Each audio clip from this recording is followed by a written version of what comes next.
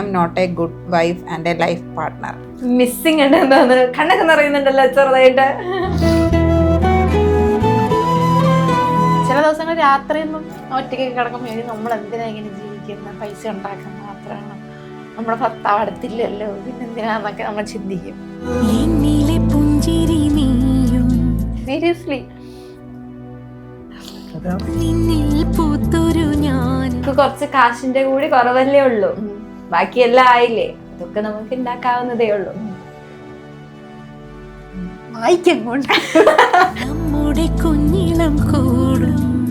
നിന്റെ കഴിവുകേട് കൊണ്ടാണ് നിന്റെ ഭർത്താവ് ജോലിക്ക് പോവാത്ത, നീ പറഞ്ഞ് മനസ്സിലാക്കണം. നെഗറ്റീവ് കിട്ടാറുണ്ട്, പക്ഷെ നമ്മൾ ആ ഒരു പോസിറ്റീവ് കണ്ടുകൊണ്ട് തന്നെയാണ് മുന്നോട്ട് പോകുന്നത്. എന്റെ ഹസ്ബൻഡിന്റെ ഹാപ്പിനെസ് കണ്ടുകൊണ്ടാണ് ഞാൻ മുന്നോട്ട് പോകുന്നത്.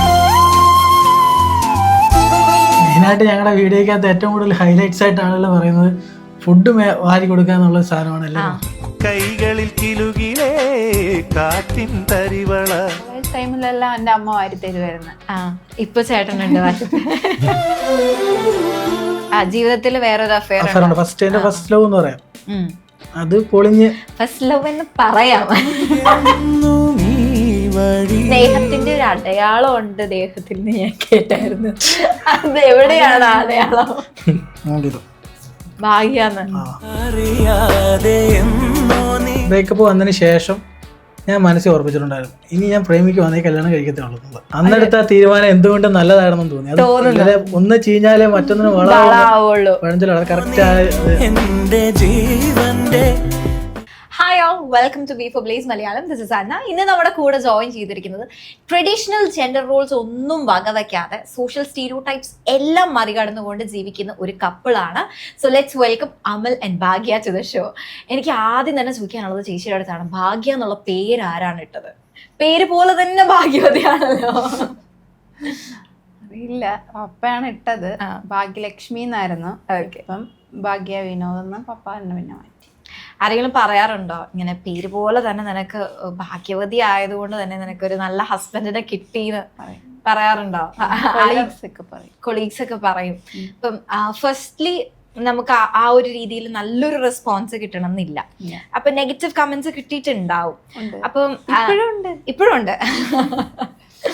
ഓക്കെ, അപ്പം അത് കേൾക്കുമ്പോ എന്താ ഫീൽ ചെയ്യാറ്? ആസ് എ വൈഫ് എന്താണ് തോന്നാറ്? വൈഫ് ആയിട്ട് എനിക്ക് വിഷമം തോന്നാറുണ്ട്. ഇപ്പം ചിലര് ഇപ്പം നമ്മള് ഇപ്പം മോഡേൺ ചിന്താഗതിക്കാര് നമ്മളെ കൊളീഗ്സ് ഒക്കെ മോഡേൺ ആയിരിക്കും, പക്ഷെ നമ്മുടെ ഫാമിലി നാട്ടിൻപുറം ഞങ്ങളുടെ ഇപ്പൊ താമസിക്കുന്ന വീടെന്ന് പറയുന്നത് നാട്ടിൻപുറം ഏരിയ ആണ്. അപ്പം നിന്റെ കഴിവുകേട് കൊണ്ടാണ് നിന്റെ ഭർത്താവ് ജോലിക്ക് പോവാത്ത, നീ പറഞ്ഞ് മനസ്സിലാക്കണം. എന്തൊക്കെ പറഞ്ഞാലും ഇതെന്ന് പറയുന്ന ഒരു സ്റ്റേബിൾ അല്ല എന്നുള്ള രീതിയിൽ പറയാം. അങ്ങനെ ഒരുപാട് നെഗറ്റീവ് കിട്ടാറുണ്ട്, പക്ഷെ നമ്മൾ ആ ഒരു പോസിറ്റീവ് കണ്ടുകൊണ്ട് തന്നെയാണ് മുന്നോട്ട് പോകുന്നത്. പോസിറ്റീവ് അല്ല, എന്റെ ഹസ്ബൻഡിന്റെ ഹാപ്പിനെസ് കണ്ടുകൊണ്ടാണ് ഞാൻ അത് മുന്നോട്ട് കൊണ്ടുപോകുന്നത്. അപ്പം ചേട്ടന്റെ ഹാപ്പിനെസ് ഉണ്ടാക്കുന്ന ഒരു കാര്യമാണ് വീട്ടിലെ ജോലികളെല്ലാം ചെയ്യാന്ന് പറയുന്നത്. ഓക്കെ, ചേട്ടൻ്റെ ഒരു റുട്ടീൻ എങ്ങനെയാ പോകാറ്? രാവിലെ എത്ര മണിക്ക് എഴുന്നേക്കും? രാവിലെ ഞങ്ങൾ രണ്ടും ഒരുമിച്ച് എണീക്കാറുള്ളത്. ഒരു ചിലപ്പോൾ 5:30 അല്ലെങ്കിൽ 5 മണി ആ റേഞ്ചൊക്കെ ആവും. അപ്പോൾ രാവിലെ എഴുന്നേക്കുക, പിന്നെ വീട്ടിലെ കാര്യങ്ങളൊക്കെ ചെയ്യുക. അതായത് രാവിലെ കുറച്ച് സമയം അവള് കാണും, അടുക്കളയിലൊക്കെ ഹെൽപ്പ് ചെയ്യാനും കാര്യങ്ങളൊക്കെ. അത് കഴിഞ്ഞ് കുറച്ച് കഴിഞ്ഞ് അവള് പോകും. അപ്പം അവളെ റെഡിയാക്കി വിടുന്നതിൻ്റെ ഒരു കാര്യങ്ങൾ. പിന്നെ മെയിനായിട്ട് ഞങ്ങളുടെ വീഡിയോക്കകത്ത് ഏറ്റവും കൂടുതൽ ഹൈലൈറ്റ്സ് ആയിട്ടാണല്ലോ പറയുന്നത് ഫുഡ് വാരി കൊടുക്കുക എന്നുള്ള സാധനമാണല്ലോ. അത് പക്ഷേ ഒട്ടുമിക്ക പ്രേമിക്കുന്ന പെൺകുട്ടികളാണെങ്കിലും ഒരു ഹസ്ബൻഡ് ആൻഡ് വൈഫ് ആണെങ്കിലും ആഗ്രഹിക്കുന്ന ഒരു കാര്യമാണ് ഹസ്ബൻഡ് ഒന്ന് വാരി തന്നിരുന്നെങ്കിൽ എന്നുള്ളത്.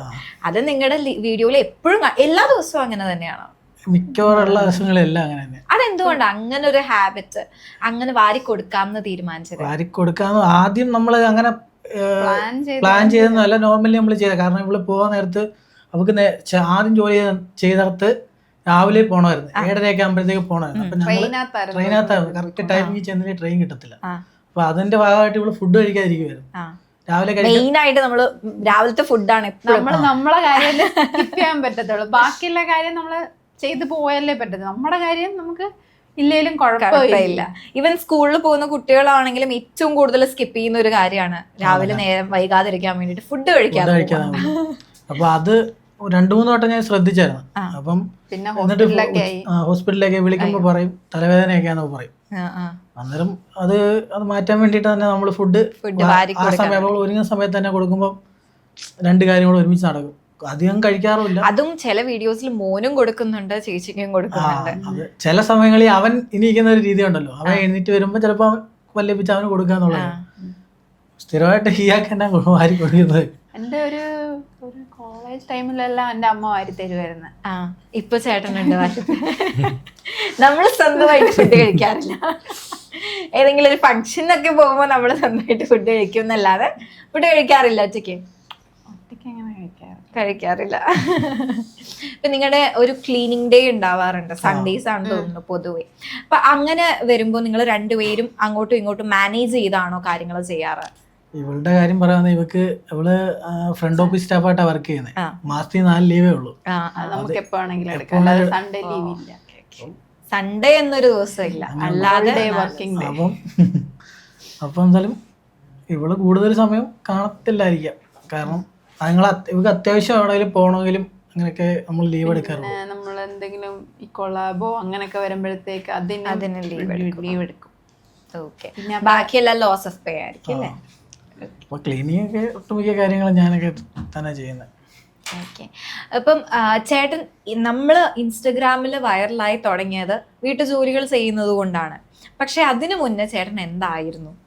വർക്കിന് പോയിട്ടുണ്ടോ, അല്ലെങ്കിൽ വീട്ടിൽ വെറുതെ ഇരിക്കുമായിരുന്നോ കല്യാണത്തിന് മുൻപ്? എന്തായിരുന്നു? അല്ല, ഞാൻ സെയിൽസ് എക്സിക്യൂട്ടീവ് ആയിട്ട് 8 വർഷം വർക്ക് ചെയ്ത ആളാണ്. അപ്പോൾ കണ്ടിന്യൂ ആയിട്ട് നമ്മൾ വർക്ക് ചെയ്തതിൻ്റെ അടിസ്ഥാനത്തിൽ നമുക്ക് എന്നും ബൈക്ക് ഓടിക്കണം. ഞാൻ ഈ പുറം വരെയൊക്കെ വണ്ടി ഓടിച്ച് ബൈക്ക് ഓടിച്ച് അവിടെ നിന്ന് നാട്ടിൽ നിന്ന് വരുമായിരുന്നു, കൊട്ടാരക്കരയിൽ നിന്ന്, സെയിൽസിൽ. അപ്പം ഇത് കണ്ടിന്യൂ ആയപ്പം ബാക്ക് പെയിൻ ഉണ്ടായിരുന്നു. അപ്പം ഡോക്ടറിനെ കൺസൾട്ട് ചെയ്തപ്പോൾ പറഞ്ഞു ഇത് കുറച്ചും കൂടെ നേരത്തെ കാണിക്കേണ്ടുന്ന കാര്യമായിരുന്നു. വൈകി കഴിഞ്ഞാൽ നല്ല രീതിയിൽ പ്രശ്നവും കിടന്നു പോകേണ്ട അവസ്ഥ ആവുമെന്ന് പറഞ്ഞു. അങ്ങനെ വർക്ക് സ്റ്റോപ്പ് ആക്കിയതാണ്. അങ്ങനെ റെസ്റ്റ് എടുക്കാൻ പറഞ്ഞു. റെസ്റ്റ് എടുക്കാം. എന്നിട്ട് ആളുകൾ ഈ വീഡിയോക്കകത്ത് ചോദിക്കുന്നുണ്ട് അതിനെക്കാട്ടി വലിയ വർക്കല്ലേ വീട്ടിൽ ചെയ്യുന്നത്. ഞാൻ അങ്ങോട്ട് ചോദിക്കാൻ വരുമായിരുന്നു. അലക്കുമ്പോഴൊക്കെ ഭയങ്കര ബുദ്ധിമുട്ടായിരുന്നു. നമ്മള് സ്വയമായിട്ട് നമുക്ക് വീട്ടിൽ എന്തെന്ന് പറഞ്ഞാലും നമ്മൾ വീട്ടിൽ ഇരിക്കുമ്പോൾ ഇപ്പം നമ്മുടെ അച്ഛനായാലും അമ്മയായാലും അതുപോലെ വൈഫായാലും എന്തോ ആയാലും വീട്ടിൽ ചുമ്മാ ഇരിക്കുമ്പോൾ എന്തെങ്കിലും ഒരു കാര്യം ചെയ്യാതിരിക്കുന്നത്. അപ്പോൾ കഴിവുള്ളതാകുമ്പോൾ കഴിവല്ലേ പറ്റത്തുള്ളൂ. അല്ലെങ്കിൽ പിറ്റേന്നാകുമ്പോഴത്തേക്ക് അത് മോശമായി. റെസ്റ്റ് എടുക്കാതിരിക്കാൻ കണ്ടുപിടിച്ചൊരു വഴിയാണ്. പക്ഷെ വർക്ക് ഫ്രം ഹോം നോക്കിക്കൂടായിരുന്നു? എന്തുകൊണ്ട് ആ ഒരു ചോയ്സിന് പോയില്ല? വീട്ടിലെ ജോലികളെല്ലാം ചെയ്യാന്ന് വിചാരിച്ചു. ഒരുപാട് കൊറോണയുടെ സമയത്ത് വൈറലായ ഒരു സംഭവമാണ് വർക്ക് ഫ്രം ഹോം എന്നുള്ളൊരു. എല്ലാ കമ്പനീസും അങ്ങനെ കൊടുക്കാൻ തുടങ്ങി. ഇപ്പോഴും കൊടുക്കുന്ന കമ്പനികളുണ്ട്. എന്നിട്ട് എന്തുകൊണ്ടാണ് എന്റെ ഒരു സെക്ഷൻ എന്ന് പറഞ്ഞു കഴിഞ്ഞാൽ നമ്മള് സെയിൽസ് എക്സിക്യൂട്ടീവ് ഷോപ്പുകളിൽ പോയി ഓർഡർ എടുത്ത് വരിക എന്നുള്ളൊരു. അപ്പൊ നമുക്ക് മൊത്തം ഫീൽഡ് വർക്ക് ആയിരിക്കും. ഫീൽഡിൽ ഇറങ്ങി വർക്ക് ചെയ്യാന്നുള്ളതാ. സൂപ്പർ മാർക്കറ്റ്സ് ഒക്കെ അല്ലയോ അതേപോലെ വർക്ക് ചെയ്യുന്നത്. അപ്പൊ നമുക്ക് വീട്ടിൽ പോകേണ്ടതായിട്ട് വരും. പിന്നെ ഇപ്പൊ വണ്ടി ഓടിക്കുന്നില്ല എന്നൊക്കെ ചോദിച്ചാൽ വണ്ടി ഓടിക്കുന്നുണ്ട്. പക്ഷെ എന്നാലും ഒരു കൂടുതലായ ഒരു 10-35 മിനിറ്റ് വണ്ടി ഓടിച്ച് കഴിയുമ്പോഴത്തേക്ക് പെയിൻ ഉണ്ട്. പിന്നെ ഇപ്പം ഒരുപാട് റിക്കവർ ആയി വന്നിട്ടുണ്ട്, വേദനയൊക്കെ കുറവുണ്ട്. അങ്ങനെ ആ രീതിയിൽ മുമ്പോട്ട് പോകാൻ. ഇപ്പൊ എനിക്ക് തോന്നുന്നു വീട്ടിലെ ജോലികൾ മാത്രല്ല, പുറത്തു പോയി കാറ്ററിംഗ് കൂടി ചെയ്യുന്നുണ്ട്. അതിന്റെ ഭാഗമായിട്ടാണ് ഇപ്പൊ എപ്പോഴെങ്കിലും ഭയങ്കര ബുദ്ധിമുട്ടായിട്ട് തോന്നിയിട്ടുണ്ടോ വീട്ടിലെ ജോലികൾ ചെയ്യുന്നത്? ബുദ്ധിമുട്ടായിട്ട് ഒരിക്കലും തോന്നിയിട്ടില്ല. കാരണം എന്ന് പറഞ്ഞാൽ എൻ്റെ വീട്ടിൽ എന്ന് പറഞ്ഞാൽ 3 ആൺപിള്ളേരാ. അത് ചേട്ടനുണ്ട്, ഞാൻ നടുക്കത്താളാ. അതായത് ചേട്ടൻ, ഞാൻ, അനിയൻ, 3 ആൺപിള്ളേരാ. അപ്പൊ ഞങ്ങളുടെ വീട്ടിൽ സ്വാഭാവികമായിട്ട് പെൺകുട്ടികളൊന്നും ഇല്ലാത്തതുകൊണ്ട് വീട്ടിലെ കാര്യങ്ങളെല്ലാം ഏകദേശം അമ്മ ചെയ്യിപ്പിക്കുമായിരുന്നു. അതുപോലെ തൂക്കുന്ന കാര്യമായാലും തുണി എല്ലാവരും അതന്നെ. ചെറുപ്പത്തിലേ തന്നെ ഇതൊക്കെ പഠിപ്പിച്ചു വരുന്നതെന്ന് പറഞ്ഞു കഴിഞ്ഞാൽ ഞാൻ കണ്ടുവന്ന വീടുകളിലൊക്കെ ആണുങ്ങൾ അത് ചെയ്യേണ്ട ആവശ്യമില്ല അങ്ങനെ പറയുന്ന വീട്ടുകാര്. പക്ഷെ അല്ലാതെ ഒരു അമ്മ ഇത് ചെയ്യിപ്പിക്കാന്ന് പറഞ്ഞ വലിയൊരു കാര്യമാണ്. അതെ, അപ്പം അതേപോലെ എല്ലാ കാര്യം ചെയ്യിപ്പിക്കുമായിരുന്നു. അപ്പം രാവിലെ എഴുന്നേൽക്കുമ്പോഴായാലും എങ്ങനെ ആയാലും ജോലികളെല്ലാം ചെയ്ത് പഠിപ്പിക്കുമായിരുന്നു. ഇപ്പം അമ്മ ഇപ്പൊ വീട്ടിലില്ലെങ്കിൽ പോലും അമ്മ അംഗനവാടി പഠിപ്പിക്കുന്ന ടീച്ചറാണ്. അപ്പൊ അമ്മയ്ക്ക് ട്രെയിനിങ്ങിന്റെ ഭാഗമായിട്ട് പോകേണ്ടി വരും. അപ്പൊ കുഞ്ഞുനാൾ തൊട്ടേ ഞങ്ങൾ ഇതേപോലെ ഓരോന്ന് പഠിപ്പിച്ചു. ഇപ്പൊ ചമ്മന്തി അരച്ച് പഠിപ്പിച്ചിട്ടുണ്ട്. അച്ഛനും ചെയ്യും, എല്ലാരും ചെയ്യും. അച്ഛനും 3 മക്കളും മാത്രമുള്ള ഒരു ആ വീട് എങ്ങനെയുണ്ടായിരുന്നു ആ ദിവസങ്ങളൊക്കെ? അടിപൊളിയാണ്. എന്താ നിങ്ങൾ ആക്ച്വലി എന്താ ചെയ്യാറ്? ഫുഡൊക്കെ കുക്ക് ചെയ്യാറ്? അത് അച്ഛനുള്ളപ്പോഴെന്ന് പറഞ്ഞാൽ അച്ഛൻ കുക്ക് ചെയ്ത് തരും. ഞങ്ങളെ കുഞ്ഞുനാളിൽ തൊട്ടുള്ള കാര്യം പറയാം, അച്ഛൻ കുക്കൊക്കെ ചെയ്ത് തരുമായിരുന്നു. അന്നത്തെന്ന് പറഞ്ഞു കഴിഞ്ഞാൽ നമുക്ക് ഈ ഗോതമ്പ് ദോശ, ചമ്മന്തി അങ്ങനെയുള്ള സാധനങ്ങളൊക്കെ ഫുൾ ടൈം എന്ന് വെച്ചാൽ അച്ഛനും ഈ പറഞ്ഞ കണക്ക് കുക്ക് ചെയ്യുമെങ്കിൽ പോലും ആ ഒരു സെറ്റപ്പ് ഒക്കെ ആയിരുന്നു. അടിപൊളി ദിവസങ്ങളായിരുന്നു അതൊക്കെ. അതൊക്കെ ജീവിതത്തിൽ മറക്കാൻ പറ്റാത്ത കാര്യങ്ങളാണ് അതൊക്കെ. 3 ആൺകുട്ടികളും ഒരു അച്ഛനെയും മാത്രമാക്കി പോയി കഴിഞ്ഞാൽ ശരിക്കും ആ വീട് പൊട്ടിത്തെറിച്ചിട്ടുണ്ടാവേണ്ടതാണ്. പക്ഷെ അമ്മ അങ്ങനെ ട്രെയിൻ ചെയ്ത് വെച്ചത് കൊണ്ട് അമ്മ വരുമ്പോ ഭൂമി കുലുക്കം ഉണ്ടാക്കാറുണ്ടോ വീട്ടില്? ഞാൻ വെച്ചെടുത്തല്ല സാധനങ്ങൾ ഇരിക്കുന്നത്. അതൊക്കെ സ്വാഭാവികമായിട്ടും ഉണ്ടാവും. ഞാൻ വന്നപ്പോ പോയി കണ്ട വീടല്ലല്ലോ എന്നിട്ട് നമ്മളെ കൊണ്ട് തന്നെ അത് ചെയ്യിപ്പിക്കുകയും ചെയ്യും. ആ രീതിയായിരുന്നു. അമ്മ ഒരു വേറെ ലെവലാ. അമ്മ വേറെ ലെവലാ. അമ്മ വേറെ ലെവലാന്നുള്ളത് നമുക്ക് മനസ്സിലായി. ആസ് എൻ അമ്മായിമ്മ എങ്ങനെയുണ്ട്? ഇതൊക്കെ പഠിപ്പിച്ചു തന്നുകൊണ്ട് അടിപൊളിയായിരിക്കും എന്നറിയാം. എന്നാലും ടീച്ചറാണല്ലോ, ടീച്ചറിന്റെ ഒരു ഇതുണ്ട്, സ്ട്രിക്ട്നെസ് ഉണ്ട്. ഓക്കെ. എന്ത് കാര്യത്തിനാ അമ്മ കൂടുതൽ വാശി പിടിക്കാറ്? എഴുന്നേക്കുന്ന കാര്യത്തിനാണോ? അമ്മ അങ്ങനെ പറയത്തില്ല. ഇല്ല, എഴുന്നേക്കേണ്ട ആവശ്യം അല്ല. ഇപ്പൊ നമുക്ക് ഓഫുള്ള ദിവസം നമ്മൾ നിൽക്കുകയാണെങ്കിൽ അമ്മ അങ്ങനെ വിളിക്കത്തൊന്നും കിടന്നുറങ്ങട്ടെ. ഉറങ്ങട്ടെ, അവൾ ഉറങ്ങിക്കോട്ടെ, അവൾ വിളിക്കണ്ട. ചിലപ്പോ അമ്മ വിചാരിക്കും ഞാൻ ഇന്ന് പോകുന്നില്ല, താമസിച്ചെണീറ്റാലും ഇപ്പൊ ഞാൻ ചിലപ്പോ പോകുന്നില്ലെന്ന് വിചാരിക്കും അമ്മ എന്നെ വിളിക്കത്തില്ല. ഉറങ്ങിക്കോട്ടെ. അമ്മ വിചാരിക്കുന്ന അന്ന് ചിലപ്പോ ലീവായിരിക്കും എന്ന് വിചാരിച്ച് വിളിക്കില്ല. താമസിച്ച് എണീക്കത്തില്ല നമ്മള്. അമ്മ വിചാരിക്കും അന്ന് ലീവായിരിക്കും അവളെ വിളിക്കേണ്ടത്, അന്ന് ഞാൻ താമസിച്ചു. ഇപ്പം നിങ്ങളുടെ ഒരു മാരേജിലേക്ക് വരാണെങ്കിൽ സ്വന്തമായിട്ട് കണ്ടുപിടിച്ചതാണോ അല്ലെങ്കിൽ അച്ഛനും അമ്മയും കണ്ടുപിടിച്ച് തന്ന ഒരു ജെമ്മാണോ ഇത്? അല്ല, സ്വന്തമായി ഞാൻ തേടിയെടുത്തതാണ്. അത് നല്ലതാണെന്ന് തോന്നുന്നുണ്ടോ അല്ലെങ്കിൽ റിഗ്രറ്റ് ചെയ്യുന്നുണ്ടോ ആ ഒരു ഡിസിഷൻ? ഒരിക്കലും റിഗ്രറ്റ് ചെയ്യുന്നില്ല, അത് ഞങ്ങൾക്ക് അറിയാം. റിഗ്രറ്റ് ചെയ്യേണ്ട ഒരു ആവശ്യമേ ഇല്ല. ഓക്കെ. അപ്പം എങ്ങനെയായിരുന്നു കണ്ടുപിടിച്ചത്? ചേട്ടനാണോ ചേച്ചിയാണോ ആദ്യം ഇഷ്ടമാണെന്ന് പറഞ്ഞത്? പറഞ്ഞത് ഞാൻ തന്നെയാ. ചേച്ചിയില് വീണു പോയത് എന്ത് കണ്ടിട്ടാണ്? അങ്ങനെന്ന് വെച്ച് കഴിഞ്ഞാല് അതൊരു കഥയുണ്ട്. എന്താ കഥ? കേക്കാൻ, എനിക്ക് കഥ കേൾക്കാൻ ഭയങ്കര ഇഷ്ടമാണ്. എല്ലാരും പറയും, ഇപ്പം വീഡിയോക്കകത്താലും എല്ലാരും പറയും ഞങ്ങള് ഹാപ്പി കപ്പിളാന്നൊക്കെ പറയാറുണ്ട്. പക്ഷെ അതിനോട്ട് എനിക്ക് വേറെ അഫയർ ഉണ്ടായിരുന്നു ജീവിതത്തിൽ. ജീവിതത്തിൽ വേറൊരു അഫയർ ഉണ്ട്. ഫസ്റ്റ് ലവ് എന്ന് പറയാം. അത് പൊളിഞ്ഞ് ഫസ്റ്റ് ലവ് എന്ന് പറയാം. അല്ല, ഫസ്റ്റ് ലവ് തന്നെ. അത് ഇപ്പൊ നമ്മളിപ്പോ എത്ര ആളുകളെ ഇവിടെ സ്നേഹിക്കുന്ന പറഞ്ഞാൽ ആ ഒരു മുഖം നമുക്ക് ഓർമ്മ കാണുമല്ലോ, എന്നാലും മരിക്കുന്നവരെ കാണുമല്ലോ. ഓർമ്മകൾ ഉണ്ടായാൽ മതി. അതേ ഉള്ളൂ. അല്ല, ഞങ്ങൾ തമ്മിൽ ഇപ്പോഴും സംസാരിക്കാന്ന് വെച്ചാൽ ചാറ്റ് ചെയ്യാറൊക്കെ ഉണ്ട്. എന്ന് വെച്ച് കഴിഞ്ഞാൽ ഹെൽത്തി ആയിട്ടുള്ള സംസാരങ്ങളും കാര്യങ്ങളെല്ലാം ഉണ്ട്. നമ്മളൊരു ഫ്രണ്ട്സ് എന്നുള്ള രീതി തന്നെ ആ രീതി തന്നെ നമ്മള് ബ്രേക്കപ്പ് എന്ന് പറയാൻ പറ്റത്തില്ല. അത് മ്യൂച്വലി എന്ന് വെച്ച് കഴിഞ്ഞാല് അതില് കുറച്ച് ആളുകൾ അതിനകത്ത് മതമൊക്കെ കലർത്തി വേറെ മതത്തിലുള്ള ആളായിരുന്നു. അങ്ങനെ ഒരു ഇതൊക്കെ ഉണ്ടാക്കി. ആദ്യം ഒന്നും പ്രശ്നമില്ലായിരുന്നു, അവക്ക് ഇപ്പോഴും അന്നും പ്രശ്നമില്ലായിരുന്നു. അവക്ക് അന്നും ഇന്നും പ്രശ്നമില്ല. പക്ഷെ എനിക്ക് മാത്രമേ അതല്ല ഞാൻ പറഞ്ഞേ, ആ പെണ്ണെ അതൊന്നും പ്രശ്നമില്ലായിരുന്നു. അവരുടെ വീട്ടുകാർക്കായിരുന്നു പ്രശ്നം. ജാതിയുടെ പേരിൽ ഒരു പ്രശ്നം ഉണ്ടായപ്പോൾ സ്വാഭാവികമായിട്ടും നമ്മുടെയൊക്കെ വീട്ടുകാരെയൊക്കെ ഒരുമാതിരി മോശം രീതിയിലൊക്കെ സംസാരിക്കാൻ തുടങ്ങി. അപ്പോഴത്തേക്ക് എനിക്ക് അങ്ങോട്ട് പൊള്ളി കഴിഞ്ഞാൽ ഞാൻ അവിടെ വെച്ച് സ്റ്റോപ്പ് ചെയ്ത് ഓക്കെ കിട്ടും. അതിനുശേഷം ഞാൻ ഇവിടെ എറണാകുളത്തായിരുന്നു കുറെ നാള്. അത് അപ്പം കളമശ്ശേരി വർക്ക് ചെയ്തോണ്ടിരുന്നത് സോളാറിന്റെ കമ്പനിയിലായിരുന്നു. അതിനുശേഷമാണ് ഇവളായിട്ട് ഇങ്ങനെ ഒരു കൊല്ലമൊക്കെ ഗ്യാപ്പൊക്കെ വന്നപ്പോഴത്തേക്ക് ഭാഗ്യ ഇങ്ങനെ എൻ്റെ അമ്മയുടെ വീടിന്റെ അടുത്ത് അവളുടെ മാമന്റെ വീട്. അങ്ങനെ ജസ്റ്റ് കണ്ടിട്ടുണ്ട്, അങ്ങനെ വാട്സാപ്പ് ഫേസ്ബുക്ക് ആയിരുന്നു അന്ന് ട്രെൻഡിങ് ആയിട്ടുള്ള സാധനം. ഫേസ്ബുക്കിൽ കയറി സെർച്ച് ചെയ്തല്ല, ഇങ്ങനെ എനിക്ക് സജഷൻ വന്നതാ. അങ്ങനെ ഞാൻ അതിന് മുമ്പ് ഞങ്ങൾ ഫ്രണ്ട്സ് ആയിരുന്നു, മ്യൂച്വൽ ഫ്രണ്ട്സ് ആയിരുന്നു. അത് കഴിഞ്ഞ് കുറെ നാൾ കഴിയുമ്പോഴാണ് നമ്മൾ അറിയുന്നത്, മെസ്സേജ് അയക്കുമ്പോഴറിയുന്നത്. എന്തറിയുന്നത്? അല്ല, നേരത്തെ ഫ്രണ്ട്സ് ആയിരുന്നു എന്നുള്ളത്. നേരത്തെ ഫ്രണ്ട്സ് നമ്മൾ സംസാരിച്ചിട്ടുണ്ടൊക്കെ ഉണ്ട് അങ്ങനെയുള്ളൊരു ഇത്. പിന്നെ ചാറ്റ് ചെയ്ത് വീട്ടിൽ വന്നു. ആരുടെ വീട്ടിൽ വന്നു? കാണാൻ വന്നോ? ചാറ്റ് ചെയ്താണോ നിങ്ങള് അഫെയറിലാവുന്നത്? അതെ, നമ്മള് ഫ്രണ്ട്ഷിപ്പ് ആയിരുന്നു ആദ്യം. ഫസ്റ്റ് ഫ്രണ്ട്ഷിപ്പ് ആയിരുന്നു. മാമന്റെ വീട്ടിലും അമ്മയുടെ വീടിന്റെ അടുത്ത് വെച്ച് കണ്ടു. ഫേസ്ബുക്കിലൂടെ ഫേസ്ബുക്കില് മെസ്സേജ് അയച്ചു, ബന്ധം പുലർത്തി. അങ്ങനെ നിങ്ങൾ ഇൻസ്റ്റാഗ്രാമിലേക്ക് തിരിഞ്ഞ് ടിക്ടോക്കിലേക്ക് തിരിഞ്ഞു. അതിനകത്ത് മറ്റേ വീഡിയോ ചെയ്യുമ്പോൾ അങ്ങോട്ടും ഇങ്ങോട്ടും എന്തും ചെയ്യുന്ന പറഞ്ഞോ, ഡിവൈറ്റ് ചെയ്ത് അങ്ങനെയൊക്കെ ചെയ്ത്. നിങ്ങൾ രണ്ടുപേരും ഡിവൈറ്റ് ചെയ്യാറുണ്ടോ? അങ്ങനെ ചെയ്ത് പിന്നെ വാട്സപ്പ് നമ്പരൊക്കെ മേടിച്ച് അങ്ങനെ എന്നെ ഫസ്റ്റ് ഞാൻ ഇവിടുത്തെ പറയാം എനിക്ക് ഒരാളെ ഇഷ്ടമാണെന്നുള്ള രീതി ഇങ്ങനെ പറഞ്ഞു. അപ്പൊ ഇവള് വിചാരിച്ച് വേറെ ആരെ വേറെ ആരെ ഇഷ്ടമാണ് ഇഷ്ടമാന്ന് പറഞ്ഞിട്ട് പറയാൻ വേണ്ടി മോട്ടിവേറ്റ് ചെയ്തായിരുന്നു.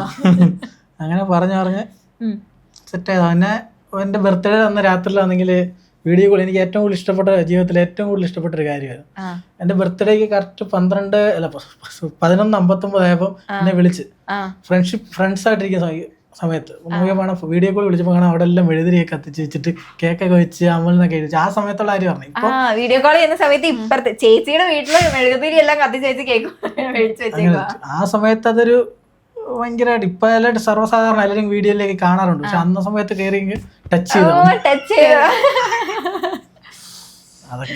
അതിലൊക്കെ അങ്ങ് വീണ് പോയത്. അത് കഴിഞ്ഞപ്പോ തന്നെ ഞാൻ പ്രപ്പോസ് ചെയ്തു. പ്രപ്പോസ് ചെയ്ത് കഴിഞ്ഞ് എത്ര നാള് പുറകെ നടത്തി അമലേട്ടന്? 6 മാസം പുറകെ നടത്തിച്ചു. ടെസ്റ്റ് ചെയ്യണ്ടേ? ടെസ്റ്റ് ചെയ്യണം. എന്നിട്ട് ടെസ്റ്റില് പാസ്സായി. ടെസ്റ്റ് ചെയ്യാൻ വേണ്ടി എന്തൊക്കെ ചെയ്യിപ്പിച്ചു? അല്ല എന്തൊക്കെ പണി എടുപ്പിച്ചിട്ടുണ്ട്? നമ്മളിങ്ങനെ പണ്ട് കുറെ കാര്യങ്ങൾ ചെയ്യുകയാണ്. ഇത്ര സമയത്തിന് ഞാൻ അമ്പലത്തിൽ പോവും, ഇപ്പൊ കാണാൻ വരികയാണെങ്കിൽ അങ്ങനത്തെ സംഭവങ്ങളൊക്കെ ചെയ്യിച്ചിട്ടുണ്ടോ? ചെയ്യിച്ചിട്ടുണ്ട്. എന്തൊക്കെയാ ചെയ്യിച്ചു? ഇവരെ യൂണിവേഴ്സിറ്റിയിലൊക്കെ വിളിച്ചോണ്ട് ഇവളുടെ എക്സാമിന്റെ സർട്ടിഫിക്കറ്റ് മേടിക്കാനായിട്ട് തിരുവനന്തപുരം യൂണിവേഴ്സിറ്റി പോകണമെന്ന് പറഞ്ഞു. അപ്പോൾ സമയം പറഞ്ഞു കറക്റ്റ് 12 മണിക്ക് വരണമെന്ന് പറഞ്ഞു. ഞാൻ കുറച്ച് ലേറ്റ് ആയിട്ടാണ് വന്നത്. ഞാൻ ചെന്നപ്പോഴത്തേക്ക് ആദ്യം ഇരുന്ന സ്ഥലത്ത് ഇവിടെ ഇല്ലായിരുന്നു, പറഞ്ഞ സ്ഥലത്ത് ഇല്ലായിരുന്നു. മാറിയൊക്കെ നിന്ന് കലിപ്പൊക്കെ ആയിട്ട് അങ്ങനെയൊക്കെ കുറെ ചെയ്തിട്ടുണ്ട്. അങ്ങനെ കുറെ സ്നേഹത്തിന്റെ ഒരു അടയാളം ഉണ്ട് ദേഹത്തിൽ നിന്ന് ഞാൻ കേട്ടായിരുന്നു. അത് എവിടെയാണ് അടയാളം? കണ്ണോ ഓൾറെഡി കാണിച്ചല്ലോ. ഭാഗ്യാന്ന്. നല്ല വേദന എടുത്തിട്ടുണ്ടാവില്ലേ? ആ സമയത്ത് ചേച്ചി യെസ് പറഞ്ഞായിരുന്നോ? യെസ് പറഞ്ഞിട്ടുണ്ടായിരുന്നു. എന്നാലും അവിടെ ഒരു ഓപ്ഷൻ ഉണ്ട്. കഴിഞ്ഞ പ്രാവശ്യത്തെ റിലേഷനെ പോലെ ഒഴിവായി പോവാം എന്നൊരു ചാൻസ് ഉണ്ട്. ഉറപ്പായിട്ടും അത് ഉണ്ട്. അത് എന്നിട്ടും ഭാഗ്യാന്നുള്ള പേര് അതെന്ന് വെച്ച് കഴിഞ്ഞാല് ഞാൻ അന്ന് എനിക്ക് ആ ഒരു പണി കിട്ടിയപ്പം, അതായത് പണി മീൻസ് എനിക്ക് അന്നൊരു അബദ്ധം പറ്റി. അബദ്ധം എന്ന് വെച്ച് കഴിഞ്ഞാൽ ബ്രേക്കപ്പ് വന്നതിന് ശേഷം ഞാൻ മനസ്സിൽ ഉറപ്പിച്ചിട്ടുണ്ടായിരുന്നു ഇനി ഞാൻ പ്രേമിക്കുവാണെങ്കിൽ കല്യാണം കഴിക്കത്തേ ഉള്ളൂ എന്നുള്ളത്. ഇനി വേറൊരു ബ്രേക്കപ്പിലോട്ട് പോകാനോ അല്ലെങ്കിൽ ഇതേപോലെ ഒരു ട്രാജഡിയിലേക്ക് പോകാൻ എനിക്ക് താല്പര്യമില്ല. എനിക്ക് ആവശ്യമില്ല. അത് ആ സ്റ്റേജ് ഞാൻ ഒരുപാട് കഷ്ടപ്പെട്ട ചേട്ടൻ പറയുമ്പോ തന്നെ നമുക്ക് മനസ്സിലാവുന്നുണ്ട്. റിക്കവർ ആയി വന്നു. അപ്പം എനിക്ക് ജോലി കളഞ്ഞതാണോ? ഇവിടുത്തെ ജോലി കളഞ്ഞതാ. ബ്രേക്കപ്പ് ആയപ്പോ എറണാകുളത്തെ ജോലി കളഞ്ഞു പോയതാ, നാട്ടിൽ പോയതാ. ഡിപ്രഷൻ. അങ്ങനെ അതിനകത്ത് ഇനി എനിക്ക് അങ്ങോട്ട് താല്പര്യമില്ലായിരുന്നു. അപ്പം ഞാൻ വിചാരിച്ചു ഇനിയുള്ള ലൈഫിൽ ഇനിയൊരു സ്നേഹിക്കുവാണെങ്കിൽ തന്നെ കെട്ടാൻ വേണ്ടിയായിരിക്കും. അപ്പൊ നമ്മൾ ഉറപ്പിച്ച് അപ്പം ഏകദേശം നമുക്ക് അവിടെ ഉറപ്പുള്ള ഒരു കാര്യമായിരുന്നു. അവളുടെ അടുത്തൊന്നും ഉറപ്പുള്ളൊരു കാര്യം. എന്നാലും അമ്മൂന്നും എല്ലോ പേരെങ്കിൽ അമ്മാന്നെങ്കിലും ആക്കാം. ഭാഗ്യ ചെയ്യുമായിരുന്നു. ഭാര്യ എന്നാക്കും. ടിപ്പുണ്ട്. ഇടയ്ക്കെന്നെ പറയും അതിനെ കുറിച്ച് സംസാരിക്കാൻ പറയും. ഞാൻ ഭാര്യ ഇപ്പൊ ലൈഫ് അടിപൊളിയായിട്ട് മുന്നോട്ട് പോകുന്നു. അടിപൊളിയായിട്ട് ഓക്കെ. അന്നെടുത്ത തീരുമാനം എന്തുകൊണ്ട് നല്ലതാണെന്ന് തോന്നി. ഒന്ന് ചീഞ്ഞാലേ മറ്റൊന്നിന് വളമാവുള്ളൂ. കറക്റ്റ് ജീവിതത്തിലുണ്ട്. ഓക്കെ. ഇപ്പൊ ചേട്ടൻ ഒരുപാട് ജോലികൾ ചെയ്യുന്നുണ്ടാവും. മീൻസ് വീട്ടു ജോലിയില് ഇപ്പം രാവിലെ എഴുന്നേറ്റ് ഫുഡ് കുക്ക് ചെയ്യുന്നത്, പിന്നെ പാത്രം കഴുകുന്നത്, അലക്കുന്നത്, ഇതിനകത്തൊക്കെ ഏറ്റവും എൻ്റെ അമ്മയൊക്കെ പറയുന്നത് ഞാൻ കേട്ടിട്ടുണ്ട്, പാത്രം കഴുകുക. അതും രാത്രി പാത്രം കഴുകുക എന്ന് പറയുന്നത് ഭയങ്കര ബുദ്ധിമുട്ടാണ്. കാരണം എല്ലാവരും ഭക്ഷണം കഴിച്ച് പോയിട്ടുണ്ടാവും, നമ്മള് മാത്രം നിന്ന് കഴുകേണ്ട ഒരു അവസ്ഥ. അതിനകത്ത് ഏത് ജോലിയാണ് ഏറ്റവും ഡിഫിക്കൾട്ടായിട്ട് തോന്നുന്നത്? പാടായിട്ട് നമുക്ക് ചെയ്യാൻ പറ്റത്തില്ലെന്ന് തോന്നിയോ? അങ്ങനെ ചോദിച്ചാൽ അങ്ങനെ ചെയ്യാൻ പറ്റാത്തായിട്ടൊന്നും എനിക്ക് തോന്നിയിട്ടില്ല. എല്ലാം ഇഷ്ടമാണോ? എല്ലാം ചെയ്യും. എല്ലാം ചെയ്യുമെന്നറിയാം. ബുദ്ധിമുട്ടായിട്ടുള്ളതെന്ന് പറയുമ്പം ഈ തുണി കഴിവുന്ന ഇച്ചിരി പാടുള്ള കാര്യം. തുണി കഴിക്കുന്നത് ചെളി അങ്ങോട്ട് പോകാറില്ലേ? അത് ഇച്ചിരി പോകാറൊക്കെ ഉണ്ട്. പക്ഷെ അത് ഇച്ചിരി പാടുള്ള പണിയാണ്. എനിക്ക് പണ്ട് കുഞ്ഞുനാളിൽ ഈ പറഞ്ഞ കണക്ക് ഈ തുണി അത്ര അലക്കുന്നത് അത്ര ഇഷ്ടമല്ല.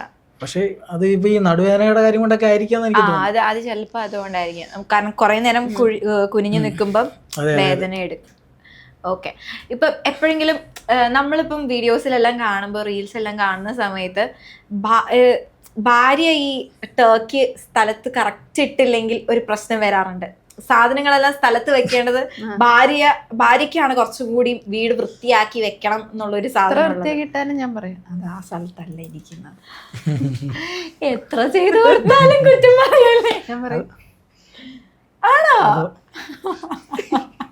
എനിക്ക് തോന്നുന്നു കുറ്റം പറയുന്ന ഒരു നമ്മള് നോർമലി കാണാറ് എത്ര ചെയ്തു കൊടുത്താലും ഈ മനുഷ്യന് വൃത്തിയാവത്തില്ല. എനിക്ക് ഓരോ സാധനത്തിന് ഓരോ സ്ഥാനങ്ങൾ.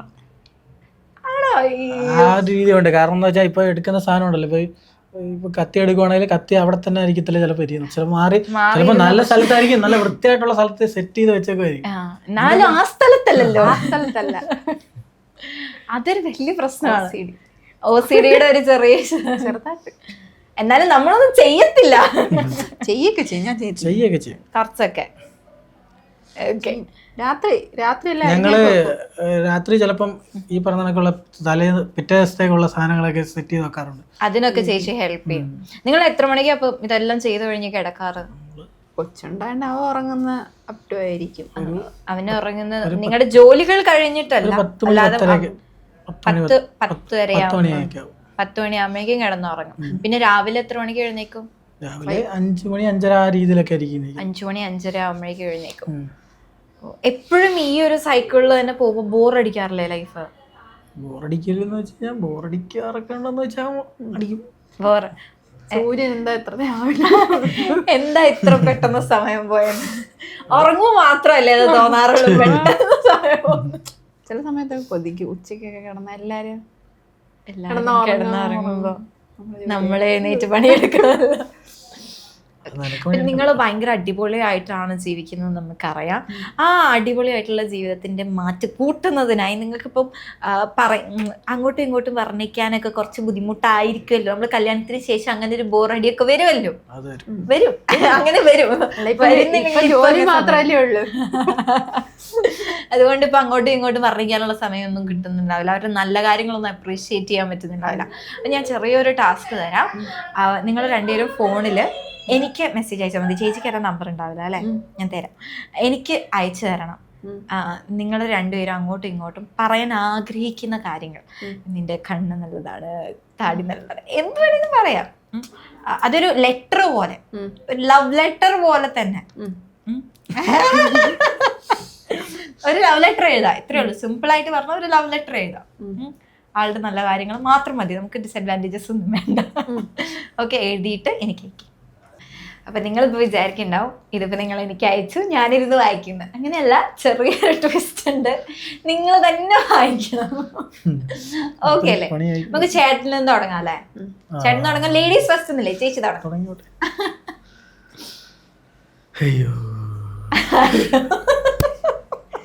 എന്തുവാ ഓക്കെ, വായിക്കട്ടെ. ആ ഒരു ഫീലിങ്സ് ഞങ്ങൾക്കും കൂടി തോന്നണം കേട്ടോ. ആ രീതിയിൽ വായിക്കണം. വരുത്തണോ? Dear baby. ബേബി പോരാ അല്ലേ? പോരല്ലോ. ഡിയർ ബേബി, നമ്മൾ തമ്മിൽ ഒന്നിച്ച് ടൈം സ്പെൻഡ് ചെയ്യാൻ ഒരുപാട് നാളായി. പണ്ടത്തെ പോലെ ബീച്ചിൽ പോയി ഒരുമിച്ച് നടക്കാനും ഫിലിം കാണാനും പോകാനും ഒന്നും പറ്റുന്നില്ല. കല്യാണത്തിന് മുമ്പ് നമ്മൾ പ്ലാൻ ചെയ്ത പോലെയല്ല ലൈഫ് ഇപ്പോൾ പോകുന്നത്. ഞാൻ ചിലപ്പോൾ തിങ്ക് ചെയ്യും, I am not a good wife and a life partner because എനിക്ക് നിന്നോടൊപ്പം ടൈം സ്പെൻഡ് ചെയ്യാൻ പറ്റുന്നില്ല. Sorry for that, love you always. അയ്യോ, സോറി ഒക്കെ പറയുന്നു. എന്തിനാന്ന് ചോദിക്കുന്നില്ലേ? എവിടെയോ എന്തൊക്കെയോ ഒരു മിസ്സിങ് ഉണ്ടെന്ന് തോന്നുന്നു. കണ്ണൊക്കെ നിറയുന്നുണ്ടല്ലോ ചെറുതായിട്ട്. വായിച്ചപ്പോ എഴുതിയപ്പോ കണ്ണ് നിറഞ്ഞു.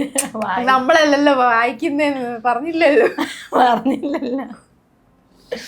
ടിഷ്യൂ വേണോ?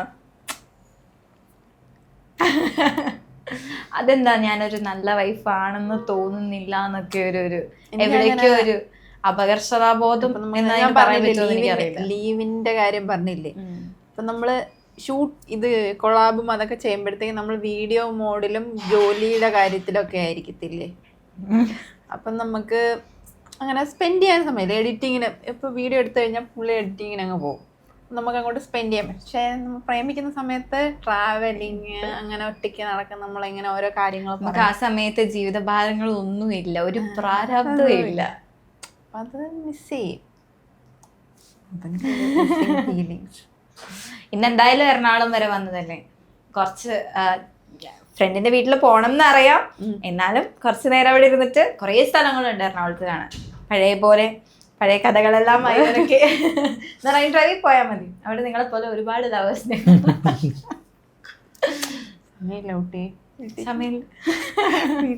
ഞങ്ങളുടെ വീട്ടിൽ പോയിട്ട് വേണം കൊട്ടാരക്കര പോകാൻ. നാളെ കൊച്ചിൻ സ്കൂളിൽ പോകണം, പിന്നെ ജോലി.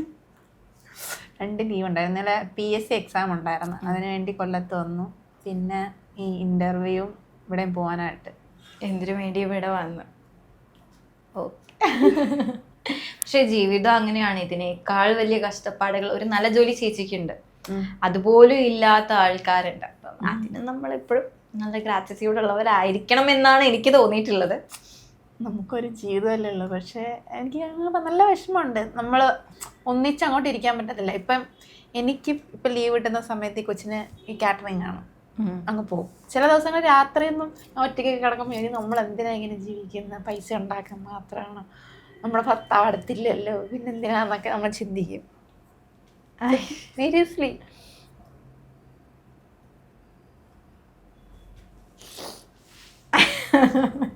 കരയിപ്പിക്കോ?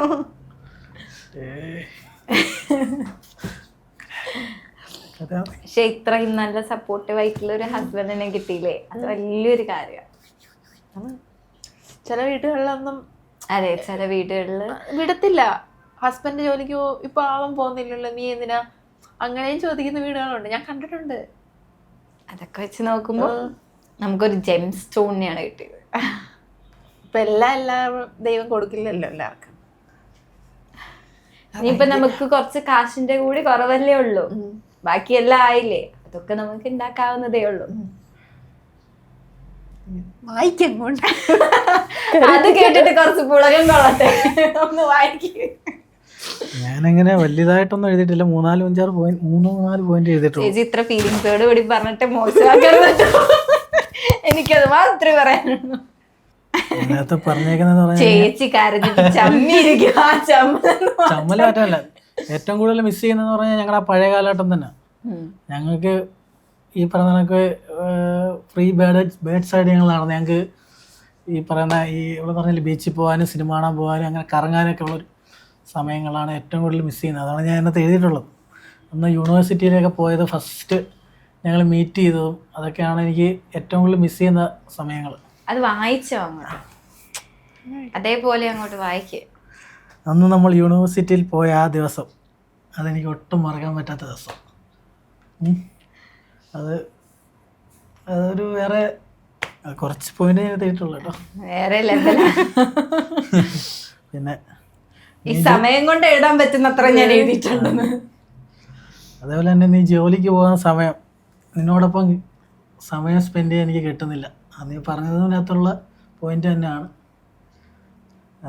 അത് ഭയങ്കര ഒരു നഷ്ടം തന്നെയാണ്. കാരണം നമ്മൾ ഒരുമിച്ചുള്ള സമയങ്ങൾ നമുക്ക് ഒട്ടും കിട്ടുന്നില്ല എന്ന് പറഞ്ഞു കഴിഞ്ഞാൽ ഒട്ടും കിട്ടുന്നില്ല. പിന്നെയും കരയിപ്പിക്കല്ലേ, കൺട്രോൾ ചെയ്തിരിക്കുക. അതിനെന്നെ സോറി പറഞ്ഞത്. അതിന് ഞാനും സോറി പറഞ്ഞു. കാരണം സ്വാഭാവികമായിട്ടും അതിനുള്ള സമയം ഞാനിവിടെ കണ്ടെത്തേണ്ടതായിട്ടുള്ളതാണ്. അവർക്ക് ജോലിയുടെ ഒരു പ്രയാസം കാണും. അപ്പം ഇനി അതൊക്കെ മാറ്റിയെടുക്കണം എന്നുള്ളൊരു ചിന്തയുണ്ട്. അതുപോലെ തന്നെ അടുത്ത നമ്മുടെ കല്യാണം കഴിഞ്ഞിട്ട് 6 വർഷമായി. ആ 6 വർഷം എത്ര പെട്ടെന്നാണ് കടന്നു പോയെന്നുള്ള കാര്യം അറിയാം. അത് ഒരു സംഭവബഹുലമായ ദിവസം തന്നെ, കാലഘട്ടം തന്നെ. അത് പറഞ്ഞേ, എനിക്ക് കല്യാണം കഴിച്ചേക്ക് ഇന്നലെ കഴിഞ്ഞ പോലെ എനിക്ക് ഓർമ്മ വരുന്നത്. എങ്ങനെയായിരുന്നു നിങ്ങളുടെ കല്യാണം? കൊറോണ പീക്ക് ലെവലിൽ നിന്നില്ലയോ എന്ന് വെച്ചാൽ നമുക്ക് ഡോക്ടറിന്റെ മറ്റേ ഇത് പേപ്പറില്ലാതെ നമുക്ക് എങ്ങും പോകാൻ ഒക്കാത്ത ഒരു കണ്ടീഷൻ. ആ സമയത്ത് കല്യാണം കഴിച്ചു. ആ സമയത്ത് ഒളിച്ചോടി കല്യാണം കഴിച്ചു. പിന്നെ ഞാൻ ലാസ്റ്റ് ആയിട്ട് എഴുതിക്കുന്ന പോയിന്റ് അതുകൂടെ പറയാം. വഴി ഒറ്റയ്ക്കല്ലേ ഉള്ളൂ. അവന് കൂട്ടൊക്കെ വേണ്ടേ? അത് 6 വർഷമായെന്ന് പറഞ്ഞപ്പോൾ എനിക്ക് തോന്നുന്നു കൂട്ടൊക്കെ വേണ്ടേ? കൂട്ടൊക്കെ വേണ്ടേ? ചേട്ടന്റെ മനസ്സിലുള്ള ഇത് അതെ ഇതിനുള്ളത് ഞാൻ വീട്ടിൽ പരിഗണിക്കാം, നമുക്ക് പരിഗണിക്കാം, എല്ലാം പരിഗണിക്കാം. ഇത്രയും ഞാൻ അത് എഴുതിയിട്ടുള്ളൂ. അതെ അതിനകത്ത് തന്നെ കുഴപ്പമില്ലെന്ന് ഞാൻ പറയണ്ടേ. കുഴപ്പമില്ലല്ലോ. അത് നമ്മൾ ഏറി പോവായിരിക്കും ഇല്ലേ? അതെനിക്ക് ആദ്യം നമ്മൾ സമയം സ്പെൻഡ് ചെയ്യട്ടെ. അതെ ചേച്ചിക്ക് അതാണ് പ്രിഫറൻസ്. ഇനി ഒരു കുട്ടിയും കൂടി വന്നു കഴിഞ്ഞാൽ അവനെയും കൂടി നോക്കി ചേച്ചിക്ക് ഇപ്പൊ കിട്ടുന്ന അറ്റൻഷൻ പോലും ഇല്ലാതാവോ എന്നുള്ള പേടിയാണ്. അതിന്റെ ഇടയ്ക്ക് ഈ പറഞ്ഞ ഈ സോറി കുട്ടി ഉണ്ടാവുന്ന പറഞ്ഞില്ലേ, ആ ഒരു സമയം ഫ്രീ ആയിരിക്കത്തില്ലേ? ഓ വളരെ സ്ട്രാറ്റജിക്കൽ മൂവാണ്. 10 ദിവസം വീട്ടിൽ തന്നെ വേണമല്ലോ.